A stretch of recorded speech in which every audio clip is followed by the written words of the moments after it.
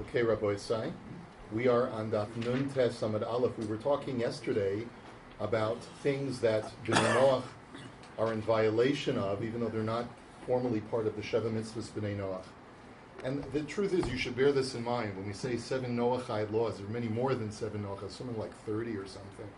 I gave a shir on this, a sugya shir one Monday night. How many Noachide laws are there? Somewhere on Kosher Tube, if you want to watch it. Anyway, so the one thing that we saw, the last thing we saw yesterday was that if they take a day of rest, they are in violation of the command that the world has to always be in motion. The only exception is the Jewish people, that they have a Shabbos. The next thing we're going to see is the second line on Daf Nun Tes. V'amar Rabbi Yochanan, Obi kochavim sha'osek b'Torah chayiv misa. That a Gentile who engages in Torah study incurs the death penalty. Shenamar Torah tziva lanu Moshe morasha, that the Torah was commanded to us by Moshe, and it is our inheritance. So lanu morasha v'lo lahem, it's only for us and not for them. V'lich shava gabi sheva mitzvahs. So the Gemara says, why don't you count this as one of the 7 Noachide laws? So the Gemara answers, Man domer morasha migzal kagazala, man domer ma'orasa dino kena araha ma'orasa biskila. So the Gemara says, well, it's really subsumed under pre-existing Noachide law. Because if you read the word as morasha, it's our inheritance, then a Gentile who studies Torah is stealing our inheritance. And if you read the word me'orasa, which is how Chazal can also read the word, instead of morasha, me'orasa, betrothed, the Torahs are betrothed, so then a Gentile who enters into that relationship is committing adultery with our betrothed. And therefore the death penalty for that is skila, as we've learned previously. Meiseh. So let's now raise a challenge. Rabbi Meir Omer minayin shafilo obi kochavim v'osek b'torah shuka kohen gadol. Rabbi Meir used to say, how do we know that even a Gentile, a heathen, who engages in Torah study can be as holy as the high priest? Shenamar asher yasa osam ha'adam v'chai bahem. The Torah says that if an Adam does these mitzvahs and lives by them, you can live a very holy life by the words of the Torah. And notice that the word is Kohanim Levim Yisrael Lo Nemar Ela Ha'adam. It doesn't say a Jew, whatever tribe he's from. It says an Adam. And the word Adam is a universal word for humanity. Now, by the way, Rashi points out that in our previous Gemara, we had a pasuk with the word Adam, and we said that applies only to Jews. So there's a machlokes tanoim between Rabbi Meir and Rabbi Shimon as to whether whenever you encounter the word Adam in Tanakh, does it refer specifically to Jews or does it refer to all of mankind? Rabbi Shimon is of the opinion that it refers specifically to Jews, but Rabbi Meir over here is of the opinion that it refers to all mankind. So So you can infer from this that any human being that engages in Torah study can be as holy as the high priest. The question, therefore, is we have a contradiction. You just told me that if a goy studies Torah, he's chayiv misa. And yet Rabbi Meir says that he can be the holiest of the holy by studying Torah. So which one is it? So the Gemara answers, Hasan b'sheva mitzvahs bidhu. It's not a contradiction. When a Gentile studies the Torah of his commandments, then he's a holy person.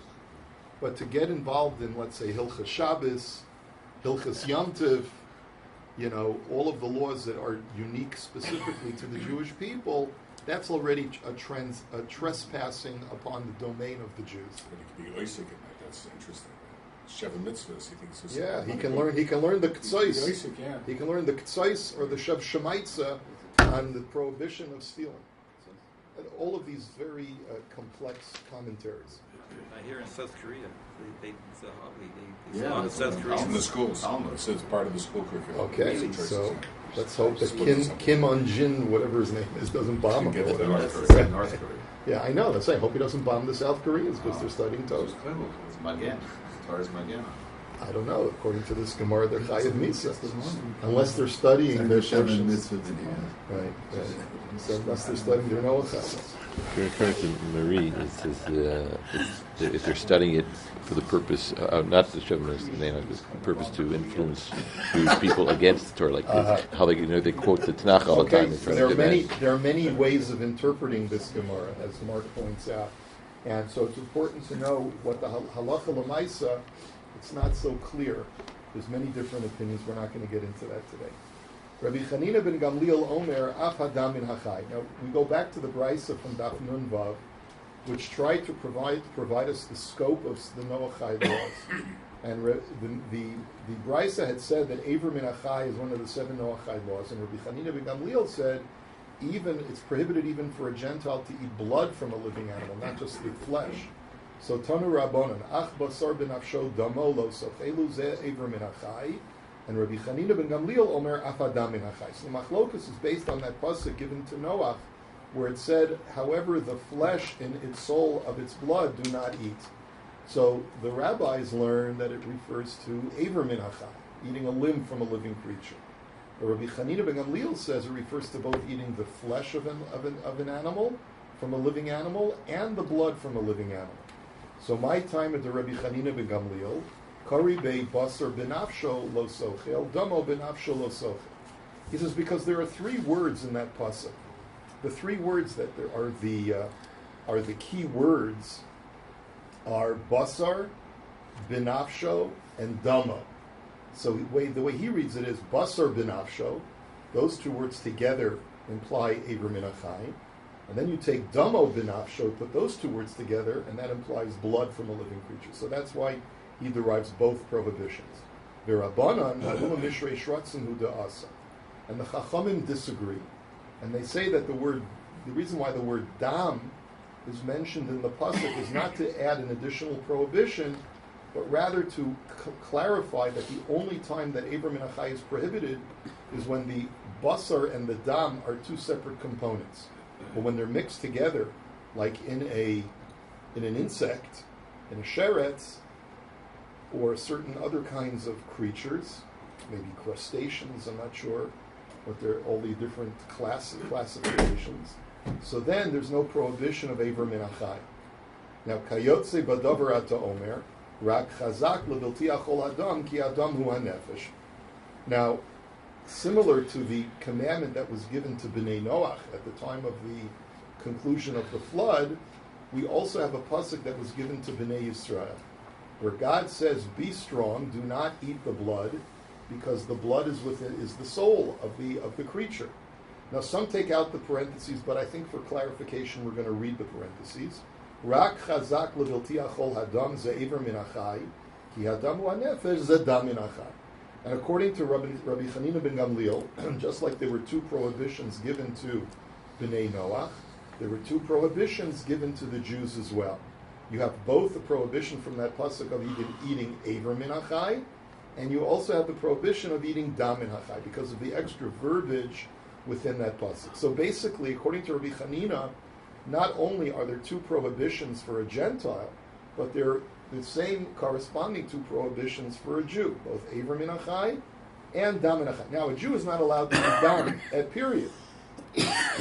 So what Rabbi Chanina is saying is that not only if you eat blood from a living animal do you violate the prohibition of eating blood, but you get an additional prohibition of eating blood from a living animal. But the Rabbanan argue, and they say that that extra verbiage that implies living blood from a living creature is not the way you say it, Rabbi Chanina, but rather ahu l'dam hakaza shahanashama yotza bo hu da'asa. So the Chachamim say that that extra verbiage is coming to qualify which kind of blood is prohibited for a Jew to consume, even from a dead animal. Meaning, the Torah prohibits blood. The Torah adds the extra verbiage to clarify the parameters of what kind of blood is prohibited. And that's called dam hakaza. Rashi explains, based on another Gemara, that it has to be blood that is deep within the tissue or the veins of the animal. If it's only the surface blood, then that's not under the rubric of prohibition of dam of a behemoth. But anyway, that's the machlokus. So we have a machlokus, if there are 2 or only 1 prohibition for a goy, and we have the same machlokus of whether there are 2 or 1 prohibitions for a Jew as far as dam min hachai. Now, lama li lamichtav livnei Noach, v'lama li lamishon l'sinai. So now the question is, whether you hold like the Rabbanan, where there's only an Isser of Aver min Hachai, or whether you hold like Rabbi Chanina that there's both Eivor min hachai and Dam min hachai that's prohibited, why does the Torah have to write it twice? Once to all of mankind, and then a second time when it's after Matan Torah in Sefer Devarim. So the Gemara answers, "Ked Rabbi Yossi b'Rabbi Chanina, the Amar Rabbi Yossi b'Rabbi Chanina, Kol mitzvah shenemra livnei Noach v'nishnes b'Sinai, lazeh v'lazeh nemra." Rabbi Yossi b'Rabbi Chanina gives us a rule. He says, whenever you find a mitzvah that is repeated, meaning that it's given to mankind before the Torah is given, and it's also repeated in the Torah, after the event of Parshas Yisro of Matan Torah, then that's a sign that this prohibition applies equally to Gentiles and to Jews, like Eivor min hachai, right? But livnei Noach v'lo nishnes b'Sinai, li Yisrael nemra v'lo livnei Noach. But if a mitzvah was only given before Matan Torah, and we never find it mentioned afterwards, after Matan Torah, given to the Jews specifically, then that's a sign that that mitzvah only applies to the Jews. Now that's counterintuitive, right? So the way Rashi explains it is, originally it was given to all mankind, but then when God gave the Torah specifically to Bnei Yisrael, he, at the same time that he gave the Torah to Bnei Yisrael, he also limited the level of obligation of the Gentile world. And therefore, all of those specific mitzvahs that he gave that are outside of the Sheva mitzvahs Bnei Noach are transferred over to Bnei Yisrael. So, ve'anu ein lanu ela gid hanasha va'aliba de Rebbe Yehuda. And the only example that we have of that is the prohibition of gid hanasha according to Rebbe Yehuda. There's a machlokas between Rebbe Yehuda and other chachamim as to whether the mitzvah of gid hanasha was given after the Torah was given, or if it was given at the time of Yaakov Avinu. The other chachamim say that it was given after Matan Torah, or at the time of Matan Torah with all the other Taryag mitzvahs, and all Moshe Rabbeinu did is that he cut and pasted. He took the mitzvah of Gid HaNasha and placed it in Parshas Vayishlach to correspond to the story that was the precursor to that mitzvah, and sort of the predicate of that mitzvah, which is the story of Yaakov wrestling with the angel.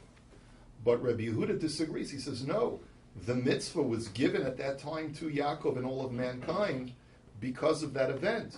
And therefore, according to Rabbi Yehuda, the reason it was not repeated after Matan Torah is because that mitzvah was, at the time of Matan Torah, was transferred to be exclusively for the Jewish people. Is that for Gentiles? We're going to get there in a minute. Amar Mar, Kol mitzvah shenemra livnei Noach v'nishnes b'Sinai v'lazeh nemra. So let's first analyze the logic. Any mitzvah that was first given to all mankind and then repeated after the Torah was given is meant for both Gentiles and Jews. So Adarabba midinishnes b'Sinai liyisrael nemra v'lo livnei Noach. So the Gemara says, but I could argue the opposite logic. The logic should be, if it was repeated after Matan Torah, doesn't that mean that God is limiting it now only to the Jewish people? And that's why he repeats it after Matan Torah?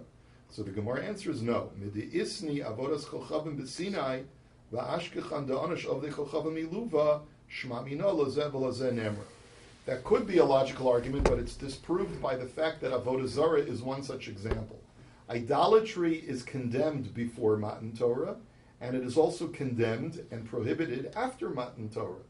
Now we know that Gentiles are still prohibited from worshiping idols, and we know that because the Torah says explicitly that the reason why it kicked out the Canaanite nations out of Canaan is because they were steeped in idolatry. So their prohibition applies even after Matan Torah. And therefore that proves that any time you have a mitzvah that was given before Matan Torah and given after Matan Torah, again, applies to Jews and non-Jews equally. Livnei Noach v'lo nishnes b'Sinai liyisrael nemra v'lo livnei Noach. The second rule, the Brisa had said that if a mitzvah was only given before Matan Torah and not repeated after Matan Torah, it's only meant for the Jewish people. And the example we gave was what? Gid Hanasha. So Adarabba midolo nishnes b'Sinai livnei Noach nemra v'lo liyisrael. So the Gemara says, couldn't you argue the opposite logic? The fact that it was only given universally before Matan Torah and not repeated implies that it's only for the Gentile world and not for the Jews. So the Gemara says, Leka midam de Yisrael shori lo v'kuchav masa. Gemara says that's not logical because we never find a situation where the Torah restricts a goy more than it restricts a Jew. What's the logic to say that a Gentile's not kosher to get anashin, for a Jew it is kosher? So v'lo v'harei yefas toar. But one second, I'll give you an example. We saw not just a couple days ago. The laws of Yefas Torah, which entitles a Jewish soldier to take a foreign woman as his wife, is not permitted to a Gentile. He can't just take any woman that he wants. So you see that a Gentile is more restricted than a Jew in certain areas. Hasa mishum delav b'nei kibush ninu. That's not because Gentiles are more restricted. It means because the mechanics do not allow it. Because a Gentile halachically is not someone who can conquer land. The mitzvah is only given to a Jew who's capable of halachically conquering land and making it his own in the course of battle. But a Gentile was never entitled to do that, and that's why, since the Torah makes the predicate of this mitzvah that you conquer land, and a Gentile can't conquer land, that's why the laws of Yefas Torah don't apply to him. It's not because we're limiting him more. But wait a minute, v'harei pachos mishava pruta. But what about, there's another greater restriction on a Gentile that I can come up with, which is that when you steal less than a shava pruta from a goy, you're liable for theft. Whereas when you steal less than a shava pruta from an Israel, you're not liable for theft. So you see the restrictions on the goyim are sometimes greater than the restrictions on Jews. So the Gemara says, Hasa mishum delav b'nei mechila ninu. No, that's also not an added restriction. It's just assessing the psychology of Jews versus Gentiles. Gentiles are not moichel. They are not forgiving with even small amounts of theft. Jews are. And that's the reason. It's not because we're specifically more restricting upon Gentiles, but rather because of the psychology. Mendel? Do Goyim have Yetzer Hara, Yetzer Tov? Of course, every human being does. That's a universal human condition. Yeah. Okay, next. Kol mitzvah shenemer livnei Noach v'nishnei spesinai lozeh v'lozeh nemer. Next, the next part was that any mitzvah that was given to bnei Noach before the Torah was given, and then repeated after the Torah was given, applies to both Jews and Gentiles alike. Let me show you an example where that doesn't hold true. V'harei mila shenemer livnei Noach d'chsiv v'yasa es brisi tishmor v'nishnei spesinai v'yom hashmini yimol liYisrael nemer v'lo livnei Noach. Bris Milah was given to universally to Bnei Noach, to Avraham, to before Matan Torah, and then is repeated afterwards in Parshas Tazria, Uvayom Hashmini Yimol B'Sar Lasa. So if it's given before Matan Torah and then given again after Matan Torah, according to your thesis, it should apply to Jews and Gentiles equally. And yet we know that circumcision does not apply to Gentiles. So the Gemara answers, Hahula Mishrei Shabbos Da'asa Vayom Va'afilu B'Shabbos. So the Gemara says no. You're right if the Torah repeated the mitzvah for no other reason than just to repeat the mitzvah. But here, the reason why the Torah repeated the mitzvah of Bris Milah was to add an additional halachic tidbit of information, which is that even if the 8th day is on Shabbos, you still perform the bris on Shabbos, because the Torah says, Uvayom Hashmini, unconditionally on that 8th day, even if it's on a Shabbos. So that's why its repetition does not teach me anything extra. But wait a minute, let me give you another example. V'harei priya u'revia, shenemar livnei Noach, d'chsiv ve'atem peru urvu, v'nishnei spesinai lechem or lehem shuva lachem la'ol lechem, l'Yisrael nemar v'lo livnei Noach. He says, but wait a minute, what about the mitzvah of pru urvu? We know the mitzvah of pru urvu applies only to Jews and not to Gentiles, and yet the Torah gave the mitzvah of pru urvu before Matan Torah. God says to Adam, be fruitful and multiply. But also after Matan Torah, the Torah says, go back to your tents. After God had said, at the time of Matan Torah, you may not touch your wives, God then said, you may now go back to your tents to procreate. So you see, the mitzvah of procreation was said before Matan Torah and after Matan Torah, and yet it only applies to Jews and not to Gentiles. So the Gemara says, Hahu l'chol davar shebeminyan tzarech minyan ater lahatiro hu da'asa. So the Gemara says here too, the Torah did not repeat the mitzvah of pru'ervu to repeat it, but it repeated it because if Hashem had not stated that explicitly, go back to your tents, I might have thought that the edict of do not touch your wives would have been a permanent edict, because anytime God says an edict, even if it's only for 3 days, which was the case by Matan Torah, you need a counter edict in order to lift the original edict. And that's why the Torah had to say, go back to your tents, not for the purpose of teaching that it applies equally to Jews and Gentiles. So the Gemara, by the way, Tosfos has a very interesting question. The Gemara's premise is that pru'ervu does not apply to Gentiles, it only applies to Jews. He says, where do you get that from? It's one thing to tell me that circumcision applies only to Jews, not to Gentiles. That we see very patently. But where do you know that pru'ervu only applies to Jews and not to Gentiles? So Tosfos says, because it's not one of the Noachide laws. It's not one of the Sheva mitzvahs b'nai Noach. We never find it in any counting of the Noachide laws. But then Tosfos says, but wait a minute. It's a positive mitzvah, not a thou shalt not. We learned yesterday that thou shalt nots are not counted. So maybe it is still a Noachide law. So Tosfos says no. He says the mitzvah of pru'ervu both has a thou shalt and it has a thou shalt not. Because part and parcel of the mitzvah of pru'ervu is thou shalt not spill thy seed. So if it was binding upon Gentiles, then it would have been counted in the Sheva mitzvahs b'nai Noach of thou shalt not spill thy seed. Okay? So are they allowed to spill their seed? Apparently so. From this Gemara it seems that way. That they can. Mm-hmm. Mm-hmm. They don't have the mitzvah of pru'ervu. So ihachi. So if that's the case, kol chada v'chada nami nema mishum milsa isni. So the Gemara basically says, the Gemara is expressing a little bit of frustration. You're telling me that if a mitzvah is repeated a second time after Matan Torah, it applies universally to Jews and Gentiles. I gave you 2 examples where that doesn't hold true, and you came up with some reason why the mitzvah was repeated for some other piece of information. You could probably do that with any other situation where a mitzvah is repeated a second time, and you'd never be able to have a situation like that to fulfill that criteria. So the Gemara says, no, hachi ka'amar, azhara mihader umisna balamali. So the answer is like this. Really, what we mean to say is that the only time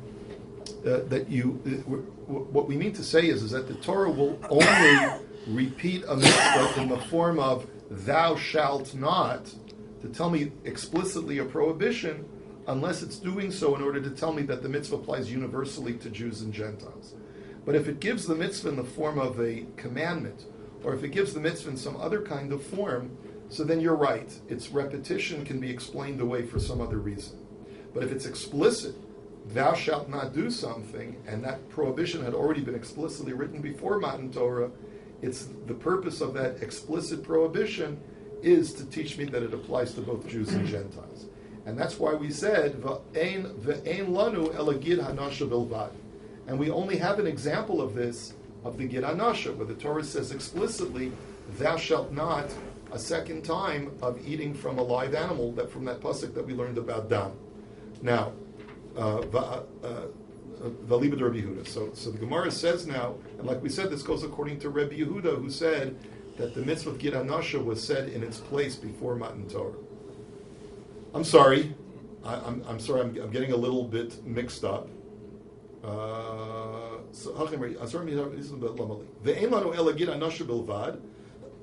only example that we have of a mitzvah that was given only before Matan Torah and not after Matan Torah, that it applies only to the Jewish people, is the example of Gid Hanasha, according to Rabbi Yehuda, who said that it was given in its place in Parshas Vayishlach. So the Gemara says, but wait a minute, Haninami lo ismi. According to what you just told me, Bris Milah and pru'ervu are also not repeated, because the repetition that appears in the Torah is for some side reason. So then, according to what your argument should be, is that Bris Milah is also an example of a mitzvah that only applies to the Jews because it's only mentioned before Matan Torah, and pru'ervu only applies to Jews because it's only mentioned before Matan Torah.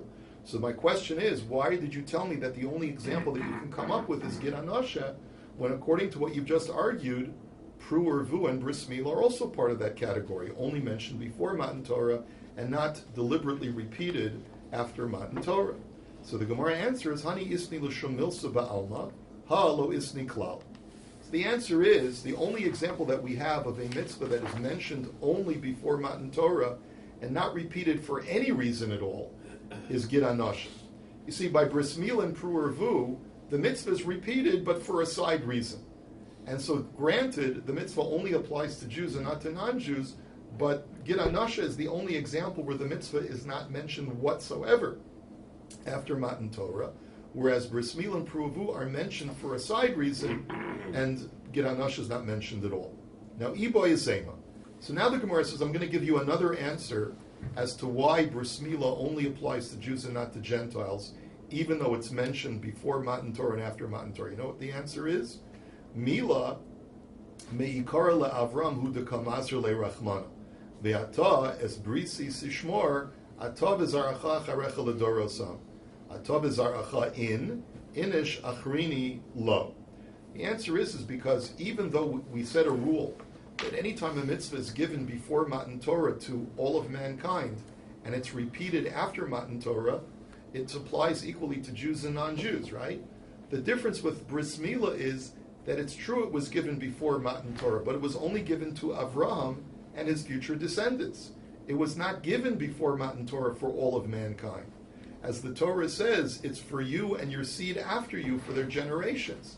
So therefore, it doesn't apply to the rest of the Gentile world. But wait a minute, says the Gemara, Elame'ata, b'nei Yishmael lichayvu. Then according to this, Avram had additional descendants. He had Yishmael and all of his family. So Muslims should be obligated in Bris Milah. So the Gemara answers, well, they may hold that they're obligated. The question is, halachically, are they obligated? So the Gemara says, no, they're not obligated because Ki v'Yitzchak yikarei l'chazara. Because the Torah says that through Yitzchak shall your seed be called. So when God said your seed, he was only referring to Yitzchak. But wait a minute.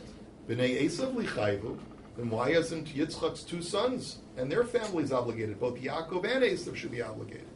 Answers the Gemara, Yitzchak v'lo kol Yitzchak. Because it's within Yitzchak shall be your seed, but not all of Yitzchak shall be your seed, and therefore only Avram, Yitzchak, Yaakov, and Yaakov's family. So the Gemara now says, by the way, how this works out halachically, we'll see in just a minute, because there's a Rambam who says that some of Avram's descendants are obligated in Bris Milah, just not obligated in Priya. Where the Rambam gets that from, I don't remember because I haven't seen the Rambam in some time, but it seems from this Gemara that Bnei Yishmael are completely excluded from the mitzvah. So Maskef la Rav Oshia, Ela Me'ata, Bnei Keturah lo lichayvu. According to what you're saying, then Bnei Keturah are not considered Avram's seed as well. And yet we know that Bnei Keturah, the 6 sons of Avram, they too were Gemalt. And it would seem therefore that the mitzvah applied to them. So the Gemara answers, Ha'amar Rabbi Yossi bar Abin, V'tema Rabbi Yossi bar Chanina, Es brisi heifar l'rabos Bnei Keturah. The answer is because when God gave Avram the mitzvah, he said, every single member of your household must be circumcised, and if not, he has undone or confounded my covenant. And the way Rashi explains this line in the Gemara, what it means is that Avram mauled every single member of his household, including his 6 sons from Keturah, but the mitzvah did not carry on beyond that first generation. It was only the members of his household, including the Bnei Keturah, but not beyond. Their future generations do not have the mitzvah of Bris Milah. Amar Rav Yehuda Amar Rav, Adam harishon lo huter lo basar la'achila, d'chsiv lachem yeh la'achla, o l'chol chayas ha'aretz, v'lo chayas ha'aretz lachem. So he says that Adam harishon was never permitted, he was obligated to be a vegetarian. He was never allowed to eat meat. And how do I know this? Because when God is permitting Adam to eat the produce of the garden, he says it's for you and for the creatures of the field. They can eat the fruit of the garden also, which implies that you can't eat them. That you can eat the fruit, and they can eat the fruit, but you cannot eat them. So, Ucheshabo b'nei Noach hitir lahem, shenamar kirek esev nasati lachem es kol. But after the Mabul, Hashem permitted man to eat meat, because as it says, that I allow you to have the flesh of animals like the vegetation of the field. You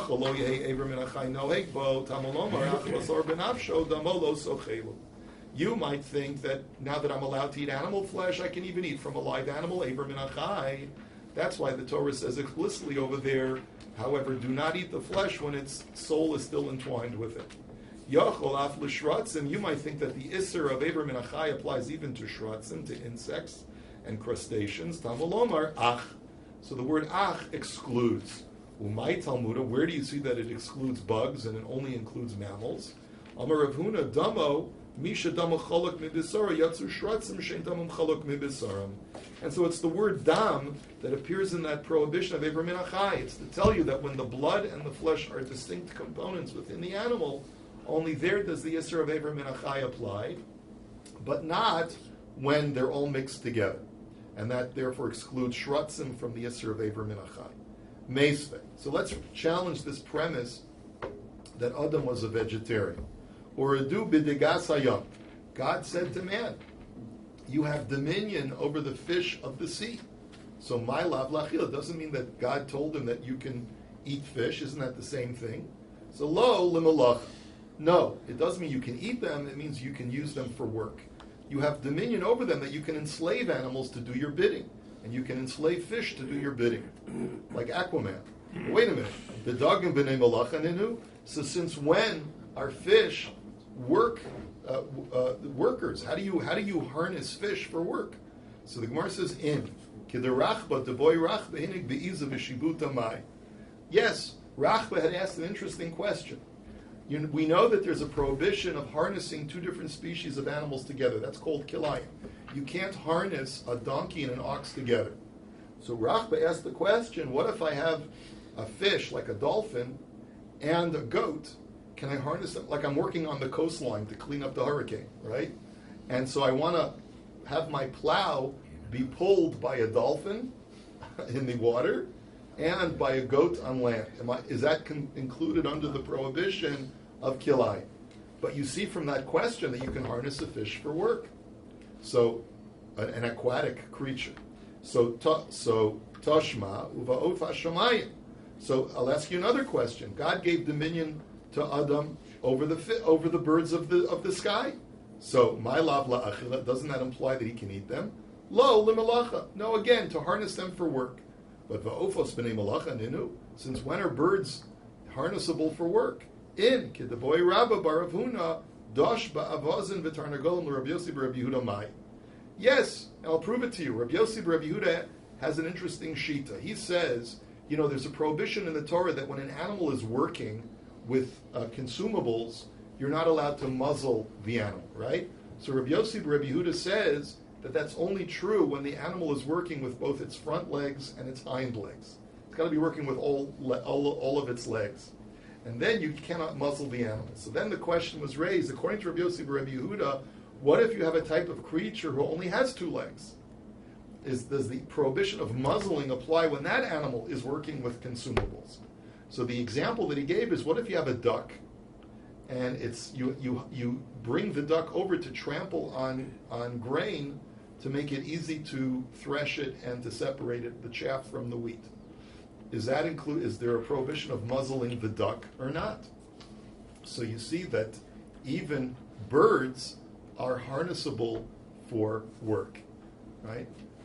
Isn't that, that Antfleck, that company, Antfleck, or is that only in the States? Antfleck, it's an insurance company. You see that advertisement? Yeah. So they have a duck working for them. Anyway, so the Gemara now says. The Energizer Bunny fights the dog. Okay, next. Tashma, come and listen to the Brisa. Uvachol chayara mesas ala aretz. Again, we have a kasha because the pasuk says that you have dominion over the creatures of the wild, and there the Gemara assumes you can't harness a wild animal, so it must be for eating. No, says the Gemara. Hahula asuye nachashuda asa. That too is to tell you that there are certain wild creatures who are harnessable. Specifically, we're thinking about the nachash. Because the Tanya, Reb Shimon ben Menasya Omer, Chaval al Shamish Gadol Shavad min ha'olam. As he said, that Chaval, that once the serpent was punished for having sinned in the garden, its legs and arms were taken away from it. and that's a terrible thing for man, because if the snake still had all of its appendages, it would have been the best work creature for man. He says, "She'ilmale niskal nachash kol echad vechad miYisrael hayu mizdamin lo shnei nachashim tovim, echad mishagru litzafon vechad mishagru lidoram." That otherwise every Jew would have had two snakes in his house. One he would send to the north, and one he would send to the south. Lahabilo sandalbonim tovim va'avonim tovos umargolios, to fetch, because the snakes are very cunning. They would be able to fetch from and slither into the most dangerous of places, to fetch precious stones and pearls from the most exotic of places in the world. And not only that, but you could attach a leather sort of a shovel to its tail, and it would be able to accumulate huge amounts of earth, bring them to your farmland, and you could use that to either fertilize or add earth to your farming. So, meisve. So therefore, anyway, we've proven that none of these psukim indicate that man was allowed to eat other animals. But let me ask you from another place. Hayu Rabbi Yehuda ben Tema Omer, Adam Harishon Meisav began Eden Haya, V'hayu Malachi Asher Tzalon Lo Basar Masanon Lo Yayim. That this brisa says that man was eating meat in the garden. It says that angels were bringing man roasted meat and sifting and straining wine for him.